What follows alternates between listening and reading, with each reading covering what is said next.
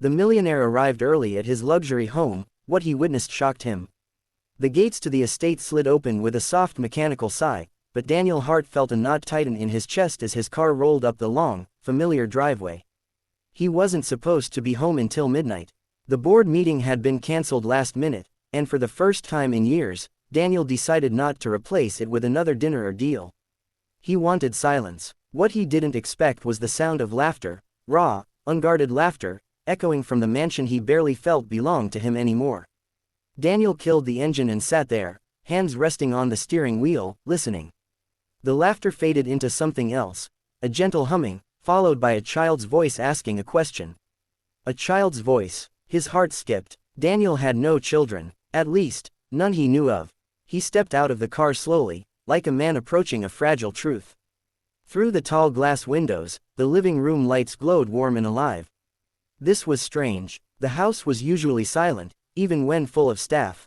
Rules had done that. His rules. No noise after 8, no guests, no exceptions. He walked closer, unseen in the shadows, and what he witnessed made his breath catch. On the polished marble floor sat Mrs. Alvarez, the elderly housekeeper who had worked for him for 12 years. Her uniform jacket was gone, her shoes kicked aside. Around her were 3 children, none older than 10, sitting cross-legged and wide-eyed. Mrs. Alvarez was holding a worn picture book, reading aloud with dramatic voices, while the children giggled and interrupted her with questions. Daniel's shock deepened when he noticed Thomas, his stern head of security, kneeling nearby, trying, and failing, to fix a broken toy car. The man who once scolded a gardener for stepping out of line was now smiling softly, completely absorbed. And then Daniel saw her. Lena. She was standing by the kitchen island, stirring a pot, her hair loosely tied back, sleeves rolled up. She had been his personal assistant for 3 years, efficient, quiet, invisible by design. Yet here she was, laughing gently as she tasted the soup, wiping her hands on a towel like this was her home. Daniel felt like an intruder in his own life. He pushed the door open. The laughter stopped instantly. Everyone froze. Mrs. Alvarez's face drained of color. Thomas stood up too quickly. The children scrambled to their feet, fear flashing in their eyes. Lena turned last. When she saw Daniel, her expression shifted from warmth to something unreadable, guilt, maybe, or resignation. I can explain, she said softly. Daniel raised a hand, though his voice failed him at first. Who are the children? Silence hung heavy. Mrs. Alvarez spoke, her voice trembling. They're mine, sir. My grandchildren. Their parents. They passed last year. I couldn't leave them alone tonight. I'm so sorry. I know the rules. Daniel looked at the children again. One of them clutched the broken toy, eyes downcast. Another held the book tightly, like it might be taken away. Thomas cleared his throat. Sir, I allowed it. They had nowhere else to go. Lena stepped forward, and I stayed to help.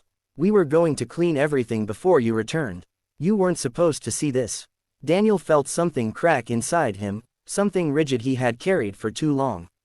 This house, built with millions, had more life in it right now than he had allowed in years. How long? He asked quietly. Lena hesitated. A few weeks, only evenings. The children, they've been through a lot. Daniel nodded slowly. And the soup, for them, she said. They were hungry. The word hit him harder than any accusation. Hungry. Daniel had grown up hungry.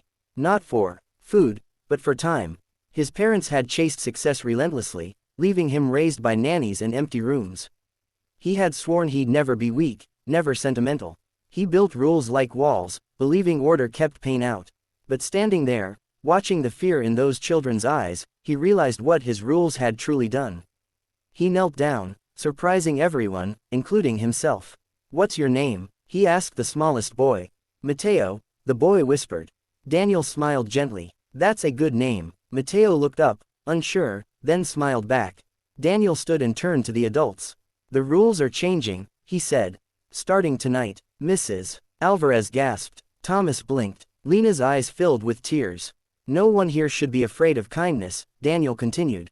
This house, it's been empty too long.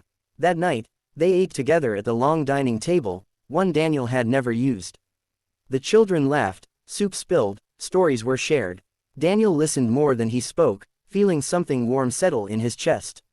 Over the following weeks, the changes didn't stop. Daniel set aside a room for the children to play. He arranged for their schooling. Mrs. Alvarez wept when he offered full support. Thomas softened, becoming their fiercest protector. And Lena became something more than an assistant.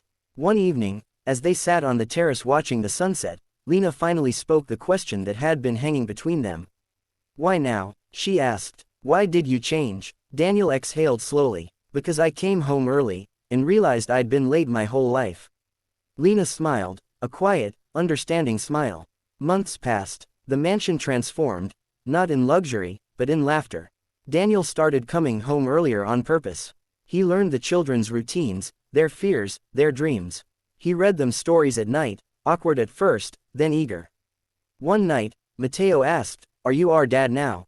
The question stunned him. Daniel looked at Mrs. Alvarez, who nodded gently. "If you want me to be," Daniel said, voice thick, "I'd be honored." The children hugged him like they had been waiting forever. In that moment, Daniel understood something wealth had never taught him: success wasn't arriving early or late. It was arriving present, and for the first time, Daniel Hart wasn't just a millionaire. He was home.